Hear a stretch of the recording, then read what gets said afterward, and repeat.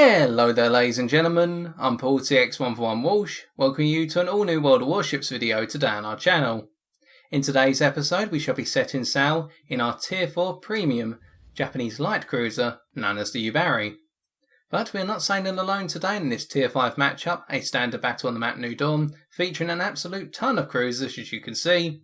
We're sailing alongside our two good friends, Yubari in this Tier 4 Soviet cruiser known as the Svetlana, and Zauron, or Z, in this Tier 1 Soviet cruiser known as the Orlan. Now some of you may be thinking right now, well the point of this video then is going to be to depict a failed division, as we have a Tier 1 in a Tier 5 match. Well, not at all in fact, although Zauron is going to go on to have a phenomenal game this time round, as you'll see a little bit later. And in fact, because he is so strong in his Orlan, typically, when going into failed division matches, next week's video is going to be dedicated to his work. But more on that next time. And this time, we're celebrating the fact that we have this ship in our hands, i.e. the Yubari. Now some of you may be thinking right now, well could you not have just purchased it, why do you need to celebrate that? Well, this ship is currently not available for purchase on the European server. We picked the ship up by winning as part of the Mighty Jingles' 500,000 subscriber milestone contest. That's right. So, what exactly was that and who is the Mighty Jingles? Well, the Mighty Jingles, for the uninitiated, is a YouTuber who puts up videos of World of Warships and World of Tanks, amongst other games.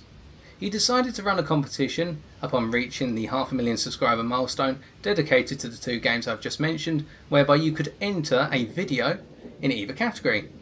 We decided to enter an Atlanta video, which is available for you to see using the link in the top right corner of your screen, as displayed now, into the World of Warships category, the Atlanta being a Tier 7 American Premium Cruiser.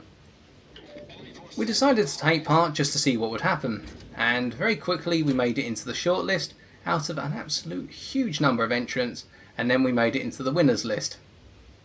Yes, at that point my heart was pounding pretty much. I came home from work and saw I'd made it into the winners list. In fact, I saw comments on one of my videos saying, TX or Paul, you've made it into the winners list, well done. And I thought, no, this is not possible.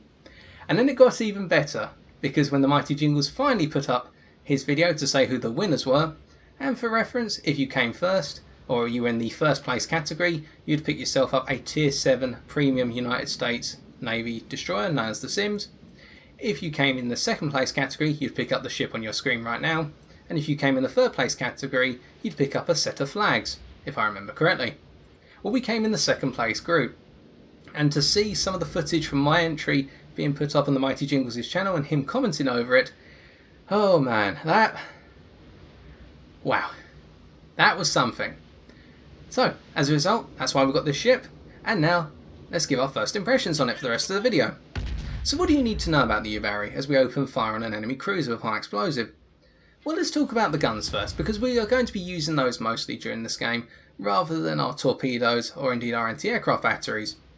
Well, the guns are very nice. You have two twin 140mm cannon turrets. Now these have a range of 12.8 kilometers. Their high explosive and armour piercing shell muzzle velocities are identical at 850 meters per second, which is very nice, or at least in my opinion. You have the ability to set a target on fire with a single high explosive shell 10% of the time when you fire, and your armour piercing shells, which do penetrate a good number of enemy cruisers, have the ability upon a citadel penetration to pick off 2,700 health per citadel, which is quite a nice amount. And with the overall accuracy of the turrets, especially with the aiming modification which is specific to the Yubari, and you will see that towards the outro of this video, this means that your guns are rather accurate, especially at distance, and you can see the tight group in here against the enemy Kirov as we aim for their broadside and therefore try to get a citadel on them. And in fact, two of our shells do hit the citadel, whacking off an impressive 6,500 health. As we hide behind an island here to prevent the Kirov's 180mm cannon from returning fire on our own broadside, we take some glancing high explosive shells from an enemy cruiser behind them, an enemy Phoenix, but nothing to worry about. And the Kirov gets dispatched by our teammates. Now, on top of all the considerations we've made so far about the guns on the Yubari, we must also consider they reload every 6.5 seconds, which is very nice, so we can quickly range in and get off multiple shells over time. Now let's move on to the torpedoes as we fire some away. Now these are more of a difficult area of the ship, because as you can see you have to provide a full broadside to be able to hit anything with torpedoes, whereby you have two triple tubes and they're located down the centre line dead centre of the ship. Now they are respectable, the torpedoes you can fire. Unfortunately we're not going to hit this Karlsruhe here as they evade them just at the last moment, and we bait them towards us with those torpedoes by making them turn towards us so we can go for an armour piercing hit on a broadside and therefore their citadel, as they're heading into the majority of our ships, including our own. And we aim in here and take a citadel for our first kill. The torpedoes have a range of 6 kilometers and have a torpedo speed of 63 knots and do a respectable amount of damage when they hit, high the maximum damage possible, which means the torpedoes will work very well. And we decide to repair the rear turret on our ship and also our propulsion, which gets knocked out by that nasty Phoenix on the enemy team. We'll come back to you a little bit later, hopefully. So we've talked about the torpedoes and their awkward firing arc, we've talked about the turrets. So what about the ship's manoeuvrability and mobility in general? Well, this is a highly manoeuvrable ship, whereby its rudder shift time is 3.8 seconds, and as we penetrate the upper decking of the Wyoming pretty successfully, and this goes to show how powerful the armour piercing can be on this ship, the top speed of the ship is 34.5 knots, which means you can run with the destroyers at your tier, and indeed you can run with any of the destroyers that you will face. This means that this ship falls into the destroyer leader category. Now that was not historically an official designation for Japanese light cruisers. It was an official designation applied to United States ships during the course of the Second World War, if my memory serves me well. But you can think of this ship as a destroyer leader, i.e. a light cruiser which is made to provide support for its smaller destroyer counterparts, and indeed it shares capabilities alongside that of destroyers and indeed that of light cruisers, as we have already discussed. And its anti-aircraft batteries, of which there are many, are able to cut aircraft apart pretty well, although we're not depicting that here today, so we'll talk about that another time. The final thing to note is the concealment capability of the ship, and that is your detectability by sea is 9.6 kilometers, which is not too bad. And it means that you can sneak up on enemy ships pretty well, especially using your ability to hide yourself around islands, and we used our predictive fault here to avoid the torpedoes from an enemy Svetlana, which is just cut across the island in front of us, the island being off to our starboard side. And you can use your concealment quite effectively to sneak up on the larger enemy ships. But being in that destroyer leader role, we're right in the thick of it and supporting our Iziaslav and Z in Izorlan, and we're seeing that as more of a gunboat style destroyer, whereby he does not have any torpedoes but he has great mobility and can hide himself pretty well and has the guns to bring apart enemy destroyers pretty nicely. We dump a few more armour piercing rounds here into the enemy Wyoming, picking up a couple of awkward hits here, one over penetration, one ricochet, in fact 2 over penetration. We're trying to get our rounds to land on the upper decking. Not having too much success at the moment, but we'll continue trying. We are knocking off good amounts of health, but nothing is quite going through at the moment. As we can see, 2 more shells did not penetrate, though we scored 2 decent hits. And fingers crossed, perhaps these rounds will do a little bit more, although we are switching back to high explosive now as we're realising our shells are not doing the damage. Those ones were better, interestingly enough, picking off 1,000, but using a high explosive now will work to our advantage. It is worth pointing out that whilst this is going on, Z did turn around in order to make sure that the enemy Isokazi that was sneaking up from the south of us was taken out accordingly. We did not want them trying to sneak up and getting torpedoes off on us, and indeed the majority of the ships around us. We also have Ilmari right behind us here. We're opening fire at this point on the enemy Svetlana, dumping rounds left, right and centre into them. We're dropping some armour piercing, but as they turn away, switching back to high explosive.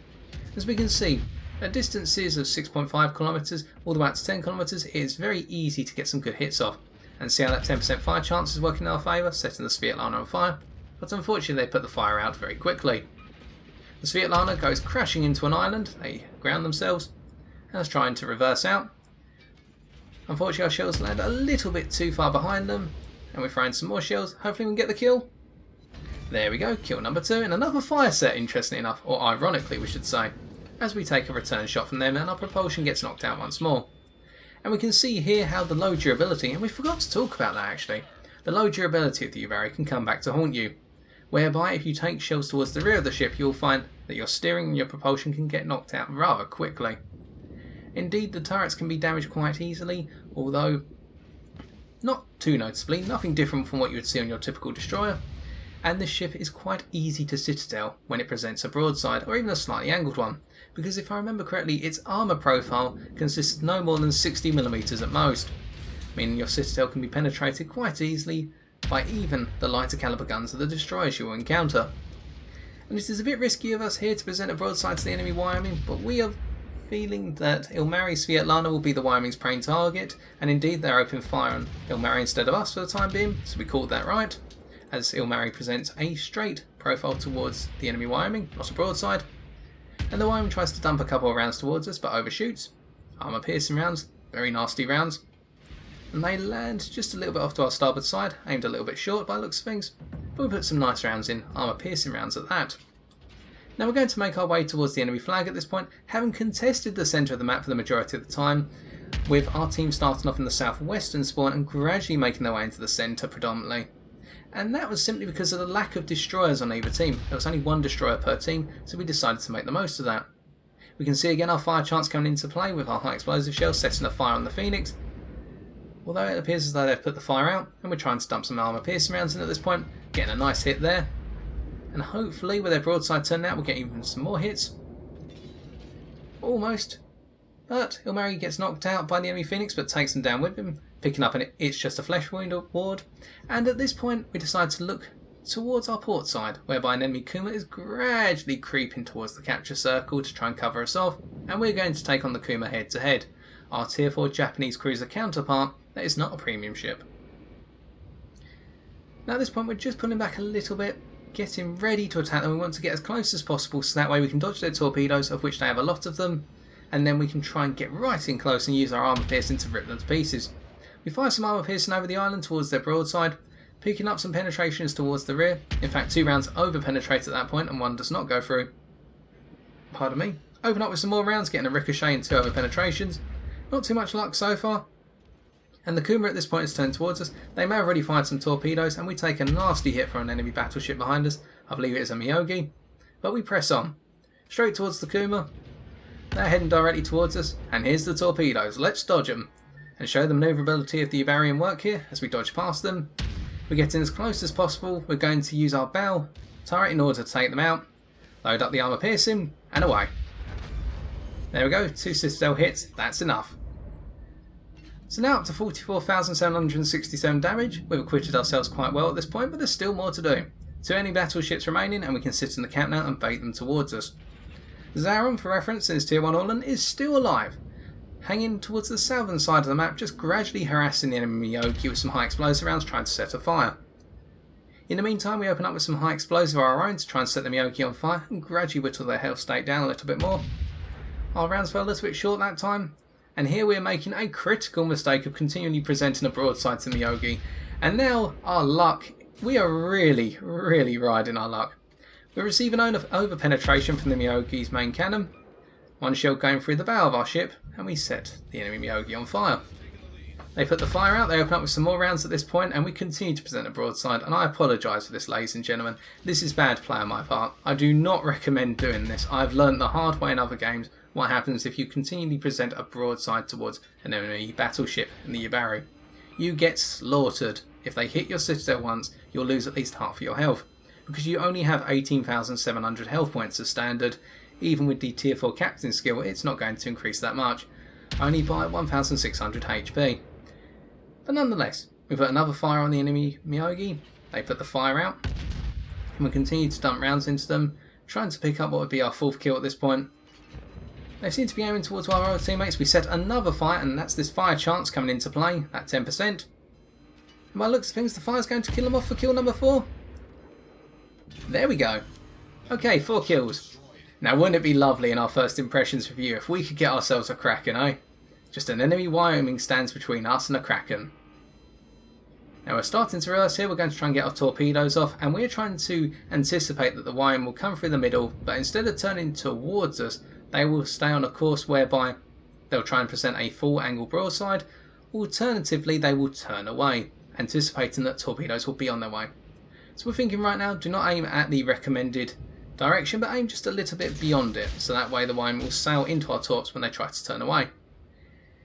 As we're going to see, however, the Wyoming does the opposite. They actually slightly turn towards us and then continue on a broadside pattern, trying to eradicate us.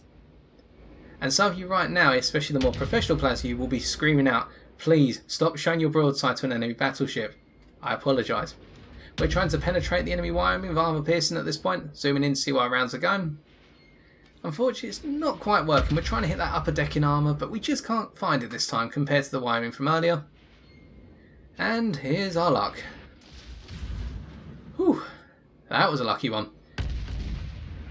So we switched to high explosive, riding our luck ridiculously there by absorbing those over penetrations. And it appears as though all of our teammates are converging on the Wyoming with high explosive as well, so it's going to be a race to see who gets the final kill, with the Wyoming being on fire in 2 separate locations as well. We continue to dump our rounds in. The Wyoming's now down to 4,000 health, it's dropping, even with their repair on. Oh, here we go. And there's the Kraken! And with that, time to take a look at the post-game stats. Well, we really rode out our luck at the end there, and we were fortunate that those 2 battleships did not aim towards the centre mass of our ship. But nonetheless, a victory is a victory, and for it we picked up 206,457 silver credits, 2,079 experience, and 104 free experience. We also received 2 awards, the first being the Kraken Unleashed Award for destroying 5 or more enemy ships in a single battle, and the other being the Confederate Award for damaging at least 6 enemy ships, whereby the damage caused to each ship must exceed 20% of the ship's normal health pool. For our battle performance, we dealt out a total of 57,975 damage, with 5 Citadel hits, 156 target hits for our main armament, IR turrets, 2 incapacitations, 5 enemy ships destroyed, and 6 fires set. Looking at the team scores, we can see that we came first in terms of base experience earned, picking up 1,066. But we by no means carried our team, as we only picked up 100 experience more than second place on our team. And if we look at the base experience numbers closely, we can see how our team in general worked together as a unit in order to win the match, as the gaps between the amounts of base XP earned between say second and third and fourth etc. are rather marginal. In particular, during the course of our part of the game, we saw how our division of 3 pressed towards the centre of the map, and with the teammates around us we all worked together as a unit in order to bring down the enemy threat that pushed down the eastern side of the map. Talking about our division mates, we can see that Zaron came third in his Orlan with 911 base experience, and Ilmari came fourth with 813 base experience in his Svetlana. Looking at our detailed report, there are 2 important items to note here. Firstly, in terms of our armour piercing usage, whereby with our main battery of 140mm caliber cannon, we dealt 55,706 damage. 35,372 of this going to our armour piercing shells, versus 20,334 to our high explosive shells. This goes to highlight how potent the armour piercing on the Yubari can be, especially when your opponents get within 8 to 7 kilometers, if not closer, whereby on a broadsiding enemy cruiser or battleship you can do huge chunks of damage, and as they creep away to longer distances and or turn a aft on or bow on profile towards you, you can switch to high explosive and do a good amount of damage and even set some fires with your 10% fire chance. So knowing what shells to use for a given situation in this ship will bode well. The other item to note here is in terms of the damage we received, but more so the damaged modules, whereby our propulsion was knocked out twice during the course of the game and we lost one of our turrets temporarily. This goes to highlight how fragile the Yubari is, and with regards to propulsion, why picking up the last stand skill on your captain is going to bode well for the future. Finally, coming on to our credits and experience earned, we can see that we walked away with a grand total of 200,275 silver credits, and we picked up another skill point for our commander. In conclusion, hopefully today we've provided a high level overview as to Yubari's characteristics and how it plays out in the world of Warships, whereby I personally like to use this destroyer leader as a skirmisher, supporting the destroyers into the battle, providing that long range support of our 140mm cannon, and if needs be getting into the thick of it eventually, but being amongst the friendly ships, thereby providing fire support and torpedo support, whilst not taking as much damage as our teammates would, whilst doing a huge amount of damage to the enemy team.